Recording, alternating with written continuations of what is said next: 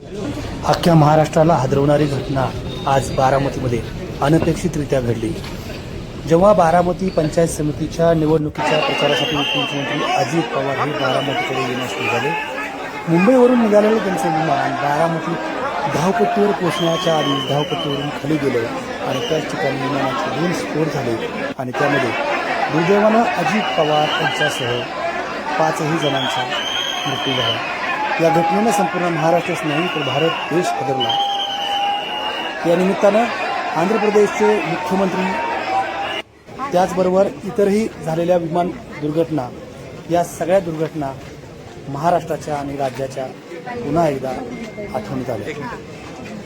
उपमुख्यमंत्री अजित पवार यांच्या निधनाचे वृत्त समजताच हजारोंचा लोंढा विमानतळाकडे आणि बारामतीतील पुण्यश्लोक राजमाता अहिल्यादेवी होळकर सर्वोपचार रुग्णालयाच्या दिशेने झेपावला.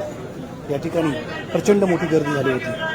परिसरातील आमदार खासदार हे सगळे या ठिकाणी निघाले आणि बारामतीत मात्र मोठी गर्दी जमा झाली होती. आज सकाळी 8:15च्या सुमारास गोजबावी या विमानतळाच्या धावपट्टीच्या नजीक ही दुर्घटना घडली.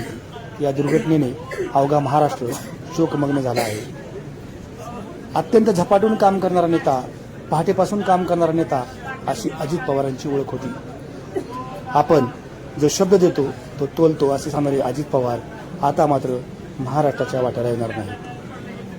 अजित पवारांचं असणं हे फक्त राष्ट्रवादीसाठीच नाही तर महाराष्ट्राच्या पुरोगामी चळवळीसाठी देखील एक महत्त्वाचं आणि आश्वासक नाव होतं.